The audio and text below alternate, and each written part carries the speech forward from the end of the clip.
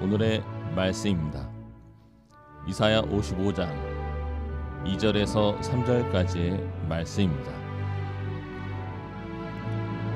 너희가 어찌하여 양식이 아닌 것을 위하여 은을 달아주며 배부르게 하지 못할 것을 위하여 수고하느냐. 내게 듣고 들을지어다. 그리하면 너희가 좋은 것을 먹을 것이며 너희 자신들이 기름진 것으로 즐거움을 얻으리라. 너희는 귀를 기울이고 내게로 나와 들으라. 그리하면 너희의 영혼이 살리라. 내가 너희를 위하여 영원한 언약을 맺으리니 곧 다윗에게 허락한 확실한 은혜이니라. 귀하고 아름다운 찬양에 감사드립니다. 특별히 오늘 찬양의 가사에 저도 많은 은혜 받고 격려 받았습니다. 어느새 그렇게 무덥던 날씨도 한결 수그러들었죠. 말씀드린 대로 가을이 오고 있습니다. 시대가 변하고 세월이 흘러가는데도 불구하고 변함없이 하나님 예배하시겠다고 이 자리에 나와 하나님 온전히 마음 다해 예배하시는 여러분의 삶에 하나님의 은혜와 사랑이 풍성히 고백되어지길 주님의 이름으로 축복합니다. 오늘부터 새롭게 나에게 하나님은 이라고 하는 주제로 내 삶에 찾아오시는 하나님에 대하여 우리가 함께 살피게 되어질 것입니다. 오늘은 그 첫 시간으로 나에게 말씀하시는 하나님이라고 하는 제목으로 하나님의 말씀 전하도록 합니다. 취업이 되어 너무나 행복했던 한 청년이 이제 2년차가 되어져서 직장에 조금씩 적응해 갑니다. 어느 날 저에게 하소연을 해요. 목사님, 회사에는 좋은 상사란 존재하지 않는가 봐요. 교회 다니는 사람들도 다 똑같아요. 평소에도 종종 상급자들 때문에 그 마음의 어려움을 경험했던 그 청년은 그날따라 참으로 힘든 자신의 마음을 저에게 토로합니다. 그래도 그 중에 자기에게 잘해줬던 상급자가 한 명 있었는데 결정적인 순간에 모든 잘못을 자기에게 돌리고는 그리도 화를 내는 모습에 질렸다라고 이야기를 해요. 갑자기 그 온화하던 태도를 돌변하여 고함을 치며 혼을 내는 모습에 꽤나 놀랐나 봅니다. 그러면서 하는 이야기가 크게 뒤통수를 맞았다라고 이야기하더라고요. 사실 제가 이제 청년들을 오랫동안 함께 섬기고 말씀을 전하다 보니 공부하다 보니 직장에 다니는 청년들 많이 봤잖아요. 직장 다니는 청년들 가운데 직장 상사 좋은 얘기하는 청년들 본 적이 없습니다. 그런데요, 우리는 때때로 하나님을 그렇게 내 뒤통수를 치시는 그러한 직장 상사같이 여길 때가 있습니다. 평소에는 가만히 내가 죄지는 것 낱낱이 그저 바라만 보고 계시다가 그 모든 것 기억하셔서 어느 날 한꺼번에 몰아서 나를 크게 혼내시는 분으로 우리가 그분을 이해하고 있는 것이죠. 그러니 우리가 때때로 하나님을 향한 우리의 마음에는 서운함이 찾아올 때가 있는 것이에요. 예수님만 믿으면 모든 일이 다 잘 될 것이라고 생각했는데 막상 보니까 그렇지가 않아요. 때로는 그리고 하나님께서 나의 앞길만 돌봐주시는 하나님으로 보여지는 것이 아니라 내 뒤에서 내 뒤통수를 치시는 분으로 여겨지기도 합니다.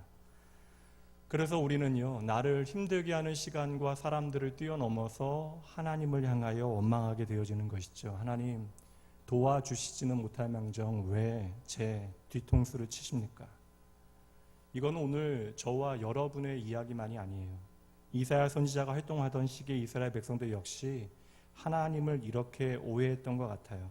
그래서 그들은 하나님을 진정으로 사랑하고 경외하여 하나님을 예배하고 섬긴 것이 아니라 원망과 부담 가득한 마음에서 마지못해 종교적인 요구들을 지키고 그 하나님의 말씀에 억지로 끌려 다니고 있는 중입니다.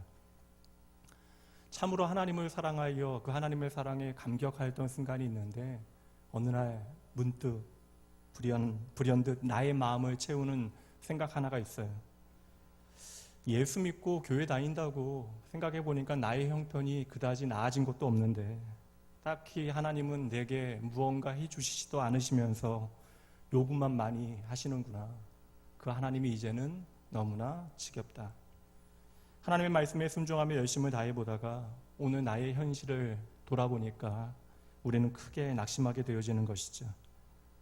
하나님을 믿는다라고 하는 내 현실과 처지가 너무나 엉망처럼 보여집니다. 그리고 내 삶을 되돌아보니까 그 어떤 답이 내 인생에 보이지 않는 것처럼 여겨지는 거예요. 다른 사람들은 하나님의 은혜를 너무나 쉽게 고백하는데 그들의 말을 들어보니 하나님께서 분명 그들의 삶에는 함께 하시는 것처럼 여겨지는데 왜 하나님께서는 내 인생 가운데 나와 함께 하지 아니하시는지, 유독 내 삶에는 그 어떤 관심이 하나님께서 없으신 것처럼 여겨지는 것이죠. 나도 하나님께 귀히 쓰임받고 하나님의 영광을 위하여 살아가고 싶은데 내 인생이 이다지 왜 풀리지 않는지 도무지 이해가 되지 않습니다. 그래서 이러한 저러한 생각들의 이스라엘 백성들이 마침내 하나님으로부터 자신의 등을 돌리게 되어졌던 것이죠. 그들에겐 당장 내 말을 잘 들어주고 나에게 위안이 되어주는 그러한 하나님이 필요했던 것입니다. 그렇게 그들은 그러한 생각들에 나의 마음이 닫혀지게 되어졌고, 그렇게 굳어버린 생각들에 하나님을 원망하며 이제는 그 환경도 너무나 어려워져서 다른 나라에 의해서 나의 삶 자체가 크게 위협받는 상황 가운데 처하게 되어졌던 것입니다. 그런데 바로 그때에 하나님께서는 자기 백성을 향하여 아주 중요한 말씀을 하기 원하셨던 거예요. 그래서 그 일을 위하여 부름받은 사람이 바로 이사야 선지자입니다. 그리고 이사야 선지자를 통하여 하나님을 향하여 입이 대빨 나와 있는 그의 자녀들에게 들려주시는 말씀이 바로 오늘 본문의 말씀입니다. 하나님을 향하여 당신께서 내 뒤통수를 치셨습니다 라고 항변하는 이스라엘을 향하여, 그럼에도 불구하고 당신께서 자기 백성들을 얼마나 사랑하시는지, 그리고 너희들을 향하여 내가 어떠한 계획을 가지고 있는지에 대하여 말씀해 주시는 것이죠. 그 말씀 보도록 하시죠. 1절입니다. 오라 너희 모든 목마른 자들아 물로 나오라. 돈 없는 자도 오라. 너희는 와서 사 먹되 돈 없이 값 없이 와서 포도주와 젖을 사라. 이 짧은 구절 가운데 4번이나 계속해서 하나님께서는 내게로 오라, 오라, 오라, 내게로 오라라고 말씀하시네요.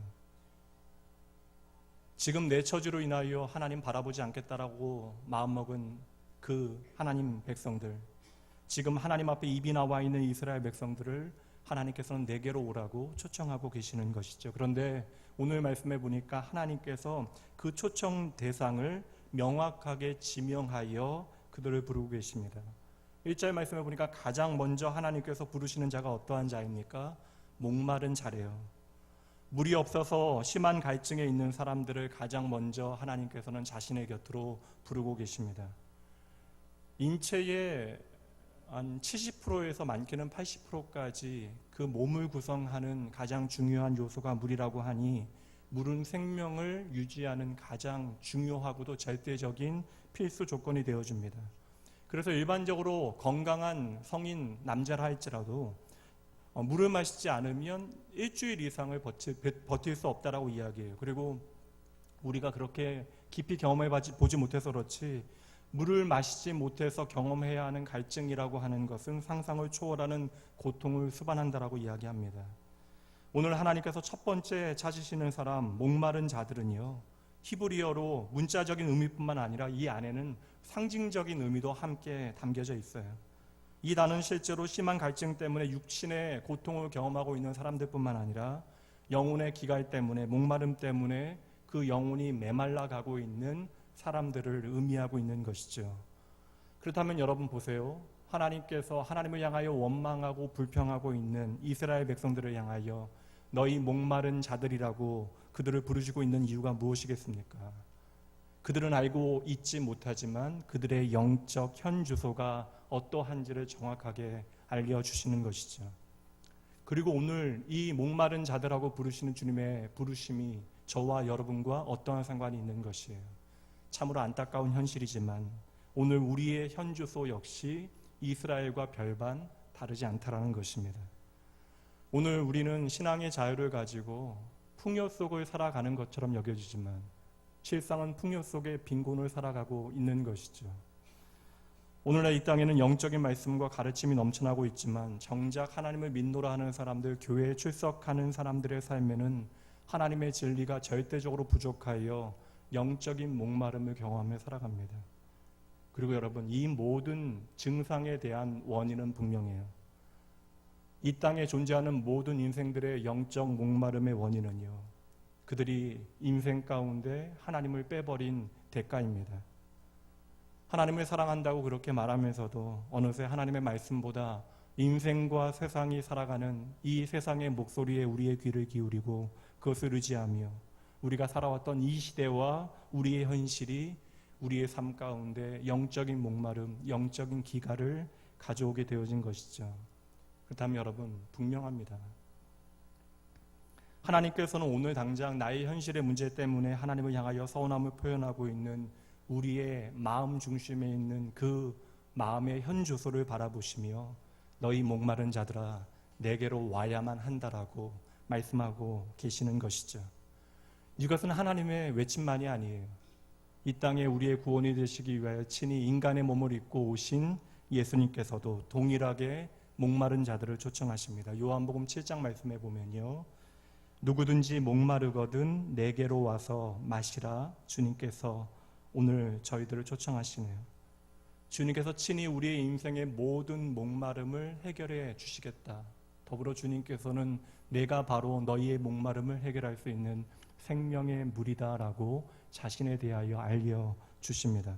근데 여러분, 그렇게 우리의 모든 목마름을 해결해 주시겠다라고 단언하시고 선언하신 주님께서는 십자가에 매달려 거친 숨을 내쉬며 절규하시잖아요. 내가 목마르다. 온 세상의 강을 만드시고 바다의 물을 창조하신 예수님께서 지금 목마르다라고 말씀하십니다. 도무지 이해가 가지 않아요. 우리의 모든 목마름을 해결해 주시겠다라고 하시는 분이 자신의 목마름조차 해결하지 못해 십자가에서 헐떡이며 내가 목마르다라고 절규하고 계십니다. 지금 하나님이신 예수님께서 십자가에 달려 타는 듯한 목마름에 절규하신 이유는 자명해요. 바로 약속하신 대로 저와 여러분의 영적인 목마름을 해결하기 위해서이십니다. 하늘과 땅의 모든 샘을 동시에 터뜨려 한순간에 그 모든 목마름을 해결하실 수 있는 그분께서 친히 십자가에 달려 목말라 하신 이유는요, 바로 우리들, 저와 여러분의 오늘의 영혼의 목마름을 해결하기 위해서 그리 하신 것입니다. 오늘 이스라엘 백성들이 이사야를 통하여 전하여지는 하나님의 말씀을 듣고 있잖아요. 하나님께서는 이스라엘 백성들을 향하여 너희 목마른 자들아 내게로 오라 오라 오라 오라 하시는데, 그들이 그 음성을 듣고 있는 그 순간에 그 하나님께서 나 때문에 십자가에 달려 내가 목마르다 말씀하실 것을 그 누가 상상조차 하였겠어요. 그러니 여러분, 목마른 자들을 향하여 주님께서 주시는 오늘 말씀은요, 저와 여러분을 향한 생명의 복음의 말씀으로 들으셔야 하는 것입니다. 그런데 여기 하나님께서는 오늘 목마른 자들뿐만 아니라 1절 말씀해 보니까 돈 없는 자들도 부르시네요. 여러분들 맞잖아요. 맨날 돈 없다라고 이야기하시잖아요. 여기서 돈 없는 자라고 하는 것은 여러분이 말하는 것처럼 그냥 여유가 없다라는 것이 아니에요. 그냥 옥장에 가득 걸려있는 옷을 보면서도 입을 옷이 없다라고 이야기하는 여러분의 마음과는 다른 것입니다. 이것은 단지 여유가 없는 정도가 아니라 절대적인 빈곤을 의미하는 거예요. 지금 내가 목이 말라 죽게 되어졌는데도 그 물을 구할 수 있는 기본적인 필요조차 채울 수 없는 그들이 빈곤을 경험하고 있는 것이죠. 그러니 여러분 잘 보셔야 돼요. 오늘 하나님께서 초청하고 계시는 대상은 누구입니까? 타는 듯한 목마름으로 괴로워하는 사람이 지금 절대적인 빈곤으로 물을 구할 수조차 없는 것입니다. 다시 말하면 이 사람은 죽어가는 사람이에요. 죽을 운명의 존재입니다. 실제로도 이스라엘 백성들은 당시에 그렇게 가난하고 비천한 삶을 살아갔습니다. 그리고 그들이 이렇게 빈궁하고 비천한 처지에 처하게 되어진 이유는 그들의 진짜 자산이 되어지고 기업이 되어지는 하나님을 그들의 삶 가운데 놓쳤기 때문인 것이죠. 그럼에도 불구하고 내가 무언가를 놓쳤는지조차 깨닫지 못하고 하나님을 향하여 원망하고 있는 거예요. 하나님이 내 뒤통수를 치셨습니다. 그렇다면 오늘 이스라엘을 찾아와 주시는 하나님의 말씀은 단지 이스라엘 백성들을 향한 과거의 말씀만으로 끝나는 것이 아닙니다.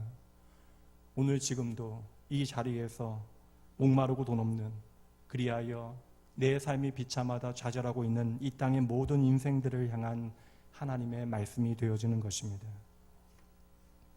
청년들과 13년을 함께 사역을 하다 보니까 아무래도 그들과 지낸 시간이 있어서 그들에 대한 마음이 조금은 남달라요. 저는 이 말씀 볼 때마다 청년들 생각이 납니다. 당장 청년들은 목마르고 돈 없다라고 하는 말씀을 문자 그대로 적용해도 될 만큼 무리가 없는 현실 앞에 그들의 삶이 놓여 있습니다. 경제가 이리도 성장하였음에도 불구하고 청년 실업률은 계속해서 높아지는 기현상이 벌어지고 있잖아요. 이전 세대들은 지금 세대들을 지금 세대들이 나태하고 근성 없다라고 책망하기도 하지만 여러분, 오늘날 고용 없는 성장은 단지 우리만의 문제가 아니라 전 세계적인 문제이기도 합니다. 그러니 이러한 현실을 극복해내겠다고 젊은이들은 발버둥치며 노력들을 해대죠. 남보다 보다 나은 유리한 조건에 올라서기 위하여 이른바 스펙 쌓기에 열중을 다하는 것이에요.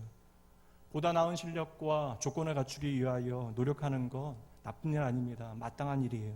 그럼에도 요즘 청년들의 미래에 대한 두려움과 불안감이 압도적이어서 한편으로는 그들의 지나친 열심이 염려되는 것도 사실입니다.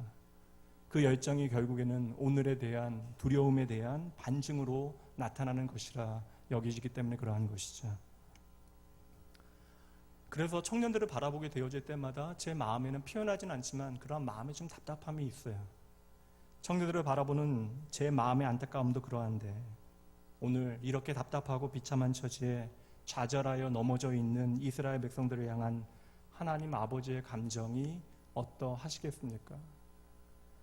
여러분, 성경 말씀을 그저 오늘 우리를 향한 하나님의 명령, 하나님이 어떠한 분이신가를 나타내시는 말씀으로만 읽으시면 안 돼요.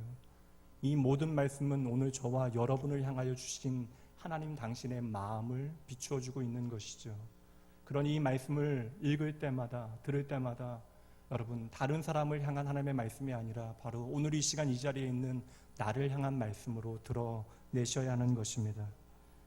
그 하나님께서는 이스라엘 백성들을 향하여 더불어 여러분들을 향하여 말씀하십니다. 2절 말씀 보시죠. 너희가 어찌하여 양식이 아닌 것을 위하여 은을 달아주며 배부르게 하지 못할 것을 위하여 수고하느냐. 하나님께서 너무나 안타까워하시는 것이죠. 이 말씀에 담겨진 하나님의 솔직한 속마음을 풀어본다면 얘들아, 참으로 안타깝고 탁하다.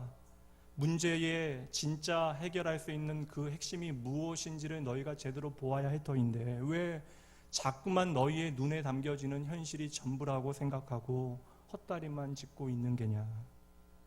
당장 눈앞의 문제를 만나게 되어지면 우리는 그 문제를 해결하기 위하여 기를 쓰고 애를 쓰게 되어집니다. 물론 여러분, 개선의 여지조차 없는 되대로 되라 하는 식의 태도 자체는 문제가 되어지고 그보다는 애를 쓰고 노력하여 그 문제를 해결하기 위하여 수고하는 것이 마땅하지만 여러분, 바로 그때 우리가 하나님의 백성으로 자신이 할 수 있는 부분과 하나님께 맡겨드려야 할 부분이 있다라고 하는 사실을 알아야 할 터인데 내가 할 수 있는 일과 하나님께 맡겨드릴 부분을 나누어 놓는 그 일을 제대로 하지 못하는 사람들이 많다라는 것이죠. 당장 눈앞에 있는 문제로 내가 노력을 다해보지만 결국에는 그 문제가 해결이 되어지지 않아요. 그러니 내 처지와 그 모든 환경이 너무나 초라하게 느껴지는 그러한 모든 현실 앞에서 우리가 절망을 느끼는 것은 너무나 당연합니다. 모든 인생은 여하튼 그의 삶에 그 어떤 절망을 경험하며 살아가게 되어지는 것이죠. 게다가 여러분, 내가 애를 쓰고 노력해 봤잖아요. 죽을 만큼 노력해 봤음에도 불구하고 무엇 하나 내 삶에 쉽게 해결되는 일이 없게 여겨지는 그때에는 더욱더 그러합니다. 그렇게 하나님께서는 이러한 깊은 절망 가운데 있는 이 세상에 굶주리고 배고픈 사람들, 목마른 자들을 당신께로 초청하고 계시는 것입니다. 이어지는 2절 말씀 보도록 하시죠. 3절까지 봅니다. 핵심적인 말씀이 무엇인지 잘 보셔야 돼요. 내게 듣고 들을지어다. 그리하면 너희가 좋은 것을 먹을 것이며 너희 자신들이 기름진 것으로 즐거움을 얻으리라. 너희는 귀를 기울이고 내게로 나와서 들으라. 그리하면 너희의 영혼이 살리라. 우리가 이 모든 절망에서 해방되어 참된 기쁨을 누리게 되어지는 방법, 그리고 우리의 영혼이 살아나는 방법, 그것이 무엇인지를 정확하게 보셔야 합니다. 우리의 인생의 갈증과 목마름, 육신의 굶주림뿐만 아니라 우리의 영혼의 기갈, 그 배고픔을 해결할 수 있는 좋은 길이 바로 이 말씀에 있는 것이죠. 하나님께서 나에게 오라라고 말씀하십니다. 우리로 하나님께로 돌아오라 말씀하시잖아요. 그리고 내게로 와서 나의 말을 들으라 하나님께서 말씀하십니다. 여러분, 오늘 우리의 인생의 수많은 문제들, 결국에는 공통의 문제의 핵심이 있습니다. 우리의 모든 문제의 원인은요, 어느새 내가 하나님으로부터 멀리 떠났기 때문에 벌어진 일들입니다. 속된 표현일 수 있지만 하나님께서 저와 여러분의 뒤통수를 치신 것이 아니라 저와 여러분이 하나님의 뒤통수를 친 것이죠. 우리가 그렇게 하나님을 떠나 지금껏 그렇게 수고하고 노력하여 힘을 써왔는데 다람쥐 쳇바퀴 돌듯 계속해서 헛다리만 짚고 있습니다. 그렇게 되어지니 우리는 방황할 수밖에 없는 것이죠. 그러니 우리가 좌절하게 되어지는 것입니다. 그렇게 좌절하여 넘어진 저와 여러분을 향하여 오늘도 하나님께서는 찾아오시어 우리의 삶 가운데 소망의 메시지를 들려주고 계시는 것입니다. 여러분, 단순히 생각해 보면요, 세상 사람들이 말하는 대로 세상의 방법을 따라 아니면 내가 살아왔던 방식에 따라 내가 익숙한 그 길을 따라가는 것이 우리에게는 훨씬 더 안전하고 편안해 보여요. 말씀드렸잖아요. 아브라함도 당장 하나님의 말씀 의지하는 것보다 내 품에 이삭을 가지고 사는 것, 품고 사는 것이 훨씬 더 위로가 되어지는 것처럼 여겨질 수 있습니다. 그러나 하나님께서는 그분의 말씀에 따라 인도함을 받지 않는 삶이야말로 가장 위험한 삶임을 단호하게 말씀해 주시는 것이죠. 하나님의 말씀을 따르지 아니하는 삶, 하나님의 말씀의 가이드를 받지 아니하는 삶은 결국 허무한 종국을 맞이하게 되어지기 때문에 그러한 것입니다. 사랑하는 성도 여러분, 그러므로 오늘 말씀 조금은 무겁게 들으셔야 돼요. 오늘 말씀 잊지 마셔야 합니다. 반드시 여러분의 마음 중심에 기억해내셔야 돼요. 하나님의 말씀을 듣는 것이 우리의 삶의 핵심입니다. 그리고 오늘도 우리의 삶에 찾아와 하나님의 말씀을 우리에게 주시는 것이 우리의 삶의 최고의 축복임을 여러분 기억해내셔야 하는 것이죠. 오늘 저와 여러분은 왜 나에게 말씀하시는 하나님께 집중하고 그 하나님을 의지하여야 하는 것입니까? 하나님께서는 그 이유도 우리에게 말씀해 주시네요. 8절 말씀 보시죠. 이는 내 생각이 너희의 생각과 다르며 내 길은 너희의 길과 다름이다. 여호와의 말씀이니라. 말씀하신 하나님, 그분의 길과 우리의 길이 다르고요, 그분의 생각과 우리의 생각이 다르대요. 그렇다면 하나님의 길과 우리의 길, 하나님의 생각과 우리의 생각이 어떻게 다릅니까? 이것도 우리에게 말씀해 주시네요. 9절 말씀입니다. 함께 읽습니다. 이는 하늘이 땅보다 높음같이 내 길은 너희의 길보다 높으며 내 생각은 너희의 생각보다 높다. 아멘. 하나님께서 말씀하십니다. 나의 길과 나의 생각이 너의 길과 너의 생각보다 높다. 여기서 높다라고 하는 의미는 차원이 다르다라고 하는 의미입니다. 여러분, 송파구에 사신 지 얼마나 되셨습니까? 저도 잠시 이제 좀 떠나 있은 적이 있긴 하지만 제 나이 아직은 젊은데 제 나이라고 얘기하니까 7살 때부터 송파구에 살았으니 떠난 기간 다 합치면 37년 정도 이 지역에 살아왔습니다. 나름 송파구에 대해서 잘 알고 있어요. 석천동은 더 잘 알 것 같습니다. 저희 교회에 보면 몇 대에 걸쳐서 송파구에 계속해서 석천동에 살아오신 원주민들도 계세요. 얼마나 잘 아시겠습니까? 혹시 여러분 잠실에 있는 높은 건물 아십니까? 120층 전망대에 올라가 보신 적 있으세요? 저 강사 목사님 오셨을 때 처음 한번 올라가 봤는데 올라가서 보시니까 여러분이 알던 송파하고 그곳에서 바라보는 송파가 동일하던가요? 전혀 다른 모습에 놀라셨죠? 못 올라가 보신 분들은 어쩔 수 없고요. 많이 다릅니다. 그렇게 조금 높은 건물에 올라가서 바라보는 그 모습도 참으로 다른데 여러분 비행기 타보셨나요? 비행기 타고 올라가게 되어지면 그 높은 건물은 점점 작아지게 되어지고 어느새 그 건물조차 거의 보이지 않게 되어지는 것이죠. 이러한 일상적인 경험들은 우리가 이 좁은 세계에서 우리가 경험하는 것이 얼마나 별것 아닌 것이고 우리가 전부인 것처럼 아둥바둥하는 모든 것들이 얼마나 부질없는 것인가를 깨닫게 되어집니다. 여러분, 하나님의 생각도 바로 그러하다라는 거예요. 우리는 좁게 볼 수밖에 없습니다. 우리는 눈에 보이는 것이 전부가 되어질 수밖에 없어요. 이게 우리의 연약함입니다. 우리의 우둔함이죠. 그러나 하나님께서 멀리 보시고 전체를 보시기에 그 생각이 우리와는 달리 높고 깊으십니다. 그러니 여러분, 우리의 좁고 아둔한 생각으로 하나님의 길과 하나님의 마음, 하나님의 생각을 다 헤아릴 수 있노라 하는 것도 어리석은 일이죠. 그러니 오늘 나의 상황 때문에 하나님께서 내 뒤통수를 치셨다라고 생각하는 것도 얼마나 여러분, 이게 뭐 신성모독이 아니라 얼마나 여러분 이러한 원망들이 하나님의 크심과 깊으심 앞에 여러분 우둔한 판단이 되어지는 것입니까? 여러분, 그러니 우리가 할 일은요, 하나님께서 얼마나 높은 분이신가, 얼마나 높은 생각을 가지고 계시는가를 이해해내는 것이 아니에요. 이것은 우리가 도달할 수 있는 그러한 수준이 아닙니다. 그렇다면 우리가 기억하여야 하는 것은 무엇입니까? 오늘 당장 하나님의 높으신 길과 높으신 뜻을 다 내가 헤아리고 이해하지 못한다 할지라도 한 가지의 사실을 기억하는 것이죠. 하나님의 말씀이잖아요. 그 크고 높으신 하나님께서 저와 여러분을 향하여 항상 미쁘시게 역사하시겠대요. 너희를 향하여 내가 선하다라고 말씀해 주십니다. 그렇다면 여러분, 저와 여러분이 해야 하는 일은요, 그 하나님 신뢰하고 겸손함으로 주님 앞에 나아가는 것입니다.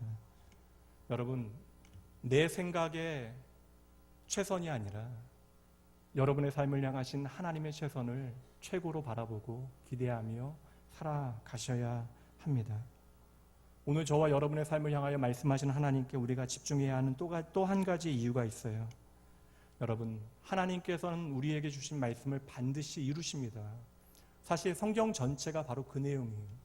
하나님께서 인생들을 향하여 얼마나 신실하신가, 그 하신 말씀을 어떻게 이루어 가시는가에 대하여 계속해서 믿지 못하는 우리에게 확인해 주시는 것이죠. 그래서 우리가 아브라함의 삶을 통해서도 말씀하시고 이루시는 하나님에 대하여 계속해서 함께 살폈던 것입니다. 오늘 본문의 말씀에도 그 하나님의 말씀이 담겨져 있어요. 10절 말씀은 제가 읽고요, 11절을 함께 읽도록 합니다. 이는 비와 눈이 하늘로부터 내려서 그리로 되돌아가지 아니하고 땅을 적셔서 소출이 나게 하며 싹이 나게 하여 파종하는 자에게는 종자를 주며 먹는 자에게는 양식을 줌과 같이. 11절 함께 읽습니다. 내 입에서 나가는 말도 이와 같이 헛되이 내게로 돌아오지 아니하고 나의 기뻐하는 뜻을 이루며 내가 보낸 일에 형통함이니라. 아멘. 하나님의 입으로부터 우리에게 허락되어지는 말은요, 헛된 것이 하나도 없대요. 그냥 하나님께로 되돌아가는 법이 없답니다. 그 모든 것이 하나님의 기쁘신 뜻을 이루어내고 우리 안에 하나님의 윤택과 형통을 만들어내는 것이죠. 그 하나님께서는 오늘도 하나님의 그 뜻을, 그 생각과 그 길을 가장 적절한 때에 이루어내십니다. 이 사실을 우리가 너무나 잘 알고 있는데 또 너무나 쉽게 놓치게 되어지잖아요. 하나님께서는 오늘 우리에게 주신 말씀을 그 즉시로 이루어내시기도 하지만 때로는요, 우리가 간절히 기도하였던 그 기도가 내 삶에 사라져버린 후 잊혀졌을 그때에도 우리 가운데 이루어내시기도 합니다. 이스라엘 백성들은 결국이요, 이민족의 침략을 받아 포로로 끌려가요. 그들이 울면서 포로로 잡혀가고 있습니다. 저는 이것이 단순히 그들이 하나님을 떠난 결과로 그들의 삶에 주어진 심판이라고 생각하지 않습니다. 물론 이스라엘 백성들은 이 모든 일들을 통하여 우리가 하나님을 떠나 살았던 지난 삶에 대하여 돌이켜야 하지만 하나님께서는 이 모든 일들을 통해서도 당신의 뜻을 이루고 계셨기 때문에 그러한 것이죠. 우리는 그 하나님을 합력하여 선을 이루시는 하나님이라고 고백합니다. 합력하여 선을 이루시는 하나님이 어떠한 하나님이세요? 내가 최선의 노력을 다하고 나의 의지와 뜻과 정성을 다하여 가장 아름다운 것을 드렸을 때 하나님께서 하나님의 힘을 더하시어 우리 가운데 아름다운 열매들을 만들어내십니까? 물론 그러하시기도 하시죠. 그러나 제 삶을 돌아보니까 합력하여 선을 이루시는 하나님은요, 제가 제 삶 가운데 하나님의 하나님 되심을 인정하지 못하고 인생의 가장 바닥에서 하나님을 향하여 원망하고 제 삶에 만들어내는 모든 것들이 의로운 것들이 아니고 도리어 쓰레기와 같은 것들만 만들어내는 그 순간에도 하나님께서는 그 모든 것들을 가지고 합력하여 선을 이루어내셨습니다. 그 하나님을 바라보는 것이 여러분 바로 믿음의 능력이 되어지는 것이죠. 오늘 내가 가지고 있는 것, 나의 자원, 내가 할 수 있는 것들, 그것을 의지하는 것이 우리의 믿음의 능력이 아닙니다. 내가 어떠한 처지와 상황 가운데 있을지라도 오늘도 내게 말씀하시는 그 하나님이 얼마나 선하신가를 기억해내는 것, 이것이 바로 믿음의 참된 능력이 되어지는 것이죠. 이스라엘 백성들이 지금 울면서 끌려가고 있어요. 근데 하나님께서는 그 순간에도 이스라엘뿐만 아니라 열방을 향하신 하나님의 선하신 뜻을 이루어가고 계십니다. 그래서 하나님께서는 열방 가운데 페르시아의 고레스와 같이 하나님을 알고 경외하는 자를 일으키시고요. 그를 통하여 예상하지 못하게 이스라엘 백성들을 회복해 내십니다. 그리고 당장 제코가 석자였던 이스라엘 백성들을 향하여 온 인류와 열방을 축복해 내셨던 것이죠. 사랑하는 성도 여러분, 오늘도 변함없이 말씀을 통하여 저와 여러분의 삶에 찾아오시고 그 말씀을 통하여 저와 여러분의 심령을 회복하시는 하나님 까닭에 우리가 이 버거운 현실 가운데 다시금 소망을 품을 수 있는 것이에요. 여러분 잊지 마셔야 합니다. 그 하나님 까닭에 오늘이 우리의 마지막이 아니에요. 오늘의 환경과 우리가 절망하는 그 이야기가 우리의 끝이 아님을 기억하셔야 합니다.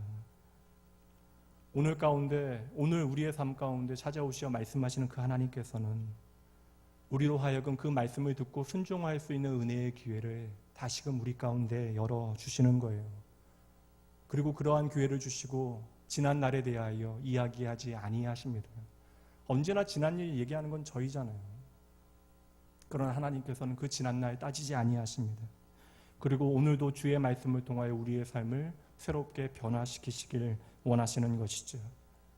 그 다음에 이 내 삶에 찾아와 말씀하시는 하나님 만나기 위하여 우리가 무엇을 해야 할까요?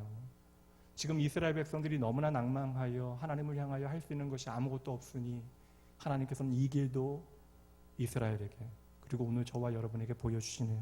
6절 말씀이에요. 너희는 여호와를 만날 만한 때에 찾으라. 우리는 그분을 만날 만한 때에 찾아야 하는 것입니다.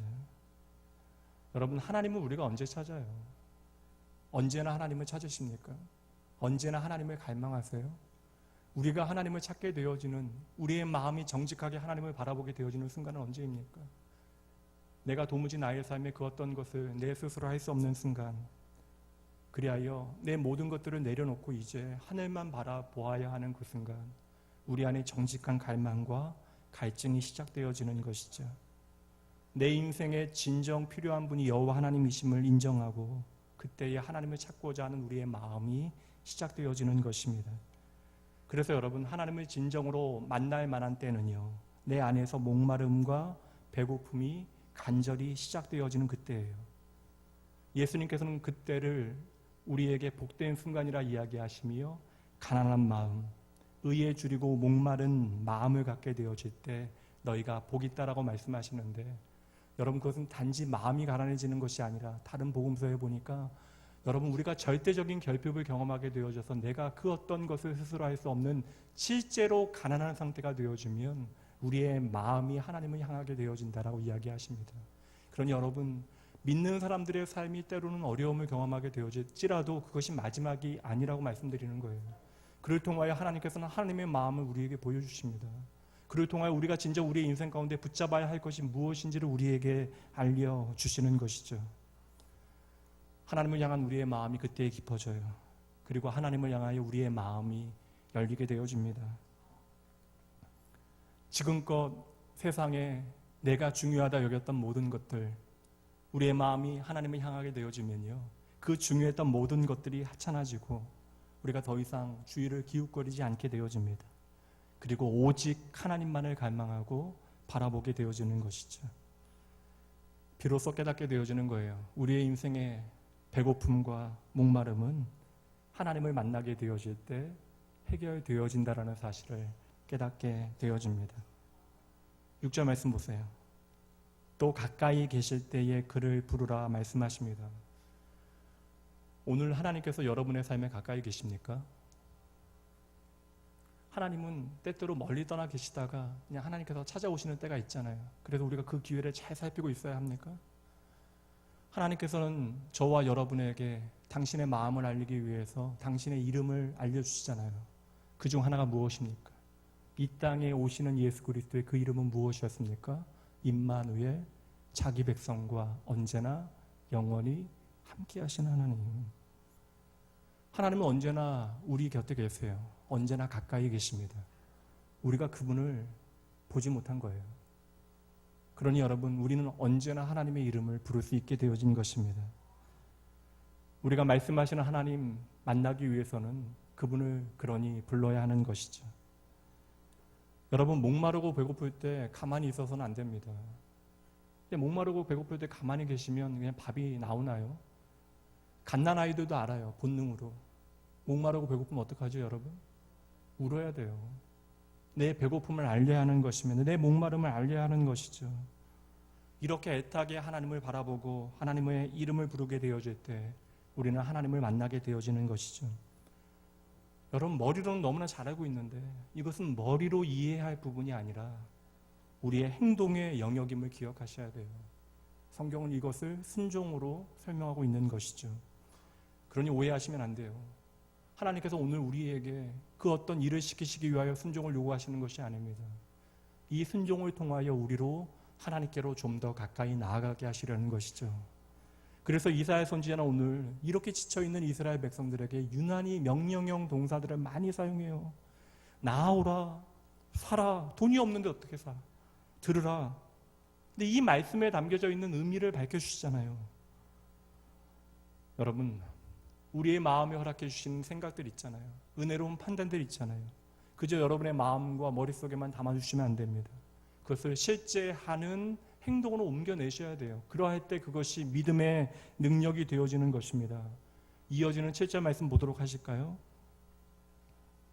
악인은 그의 길을, 불의한 자는 그의 생각을 버리고 여호와께로 돌아오라. 그리하면 그가 긍휼히 여기시리라. 우리 하나님께로 돌아오라. 그가 너그럽게 용서하시리라. 우리가 나를 한없이 긍휼히 여기시는 그 하나님 만나려면, 나를 너그럽게 용서하시는 그 주님 만나려면 어떻게 하면 된다고요? 돌아오기만 하면 된다라는 거예요.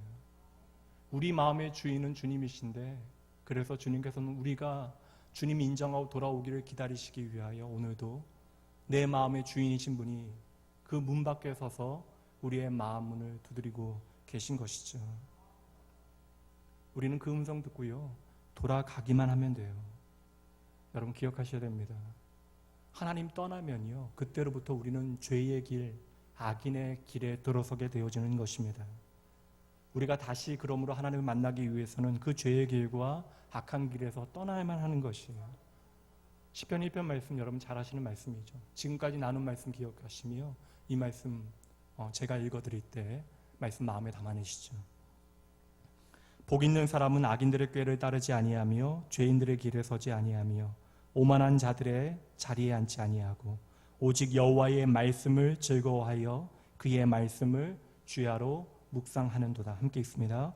그는 시냇가에 심은 나무가 철을 따라 열매를 맺으며 그 잎사귀가 마르지 아니함 같으니 그가 하는 모든 일이 다 형통하리로다. 아멘.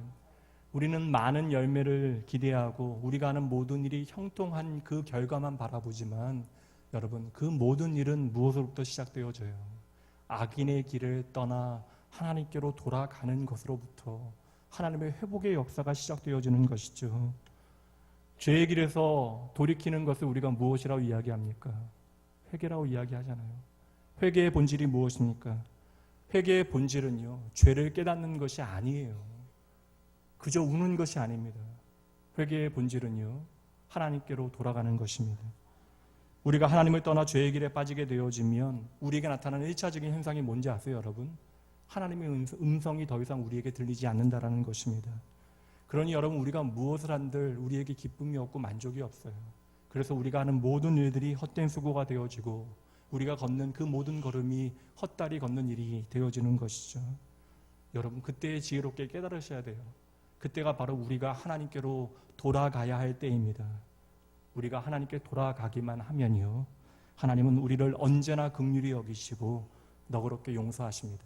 아니, 말씀을 바꿀게요. 하나님은 언제나 우리에게 너그러우시고 긍휼이 많으신데 우리가 하나님께 돌아가야지 그 하나님의 긍휼과 사랑이 우리의 눈에 비춰지는 것이죠.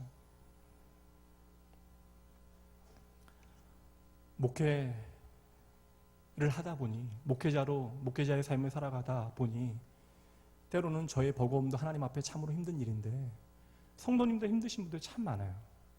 일주일 동안에 사랑하는 가족의 문제들, 뭐 병원 입원하신 분들, 또 경제적인 어려움, 환경의 문제들, 자녀의 문제들 수도 없이 이야기 듣게 되어집니다. 오늘 우리가 어떠한 상황과 환경 가운데 처해 있든지, 그러나 여러분 기억하셔야 돼요.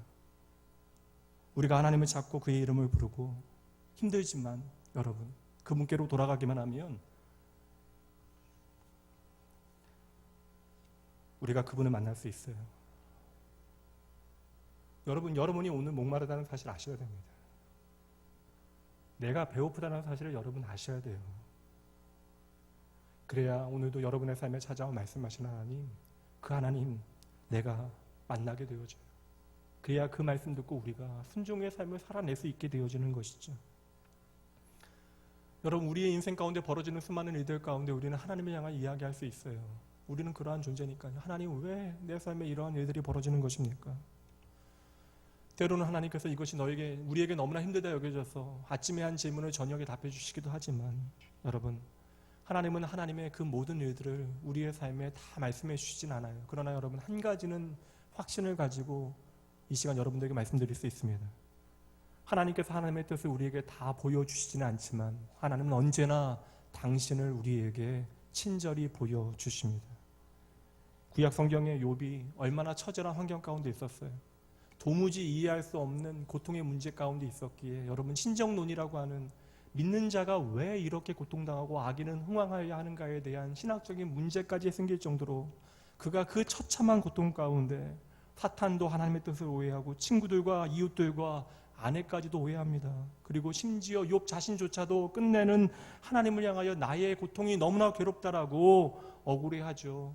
나를 죽여달라고 하나님을 향하여 말합니다. 그때 욥을 찾아와 말씀하시는 하나님께서는 다른 것 이야기해 주시지 않잖아요. 하나님 당신을 욥에게 보여주십니다. 그리고 욥은 그때에 하나님을 향하여 고백하게 되어지죠. 베드로의 고백만큼 구약의 가장 유명한 욥의 고백입니다. 내가 전에는 귀로만 하나님을 들었는데 이제는 눈으로 하나님을 봅니다. 저는 오늘 여러분의 삶 가운데 벌어지는 모든 일들에 대한 이유를 설명해 드릴 수 없어요. 그러나 오늘 여러분을 향한 하나님의 선하심은 확신을 가지고 말씀드릴 수 있습니다. 그런데 여러분이 그 모든 현실 가운데 낭망하여 넘어지고 하나님께 구하기도 전에 체념하여 하나님을 바라보지 못하면요, 저와 여러분은 또 어느새 이스라엘 백성들 같이 하나님은 내 뒤통수를 치시는 분으로만 오해되어질 것입니다. 여러분, 아니에요. 결코 아닙니다. 하나님께서는 우리의 삶의 모든 상황 가운데 나를 만나기 원하세요. 내가 나를 아는 것보다 하나님은 더 잘 나를 아신대요. 그러니 여러분, 하나님께서 우리를 위하여 행하시는 모든 일이 나에게 최선임을 확신하셔야 합니다. 오늘도 하나님께서 나를 찾아오시어 그의 말씀을 통하여 새로운 시작을 열어놓기 원하세요. 그리고 언제나 자기를 찾는 자들에게, 그의 이름을 부르는 자들에게 선물처럼 당신의 말씀을 허락해 주시는 것이죠. 우리의 삶에는 하나님의 말씀이 반드시 필요합니다. 그리고 그 하나님의 말씀이 너무나 필요한 순간들이 있는데 그러한 위기 가운데 성경이 펼쳐지지 않는 거예요. 하나님의 말씀이 내 귀에 들리지 않는 것입니다. 하나님의 말씀이 생명의 길이라고 하는 사실은 내가 너무나 잘 알고 있는데 그 말씀을 드러낼 만한 마음의 준비가 도무지 되어지지 않는 것이에요. 여러분, 그러니 우리가 사람을 만나게 되어질 때마다 우리가 토로하게 되어지는 이야기가 무엇이에요? 전부 다 내 눈으로 보게 되어지는 현실만이 나의 전부가 되어지잖아요. 어떻게 합니까? 내 문제, 내 가정, 내 자녀, 내 사업. 여러분, 세상을 이기는 믿음은 바로 하나님의 말씀으로부터 시작되어짐을 믿으셔야 돼요. 하나님의 말씀은 하나님 당신을 우리에게 보여주는 거예요. 그러니까 하나님의 말씀 자체가 하나님이십니다. 그래서 하나님의 말씀은 언제나 선하게 우리 가운데 이루어지는 것이죠. 오늘도 우리의 삶에 찾아오신 하나님께서는 그 말씀에 집을 짓고 그 집에 머물러 계십니다. 오늘 저와 여러분의 삶에 하나님의 말씀이 실제하는 하나님의 능력으로 현실화되어지지 아니한다면 여러분, 다른 이유가 아니에요. 우리의 삶에 하나님의 말씀이 머물 만한 공간이 없기 때문에 그러한 것입니다. 말씀이 내 마음의 중심에 거기로 머물러야 하나님께서 임하시는데 내 마음과 내 삶에는 하나님의 말씀이 머물 공간이 없기 때문에 그러한 것이죠. 세상의 목소리는 가득한데 내 자신의 생각은 내 마음에 가득한데 하나님의 말씀이 담겨질 공간이 내 마음에는 없습니다. 영이신 하나님께서는 당신의 말씀이 임한 그곳에 거처를 삼으시고 그를 통하여 그와 함께 하시고 당신의 말씀을 현실화 하시겠다라고 말씀하십니다. 오늘 이 시간에도 저와 여러분에게 동일하게 하나님께서 말씀하세요. 우리의 삶을 통하여 하나님의 거룩하신 뜻, 그 선하신 뜻을 반드시 이루시겠대요. 하나님께서는 그저 우리의 소원을 이루어내시는 것이 아니라 우리를 향한 하나님의 가장 선하신 그 뜻을 반드시 이루시겠대요. 사랑하는 성도 여러분, 그 하나님이 오늘 저와 여러분을 하나님의 평안과 기쁨이 넘치는 삶으로 초청하고 계십니다. 우리가 오늘 얼마나 많은 짐을 지고 있는가는 중요한 것이 아니에요. 우리가 수고하고 무거운 짐진 자라고 하는 사실을 주님께서 아십니다. 오늘 이 시간 우리를 향하여 주시는 그 모든 하나님의 말씀, 나를 소생케 하는 살리시는 하나님의 말씀으로 믿으시고 오늘로부터 새롭게 시작되어지는 나의 삶 가운데 하나님의 말씀을 내 삶에 현실화시키시는 아름다운 주의 백성들 되어지시길 주님의 이름으로 축복합니다. 이 시간 그 하나님 함께 찬양하시죠.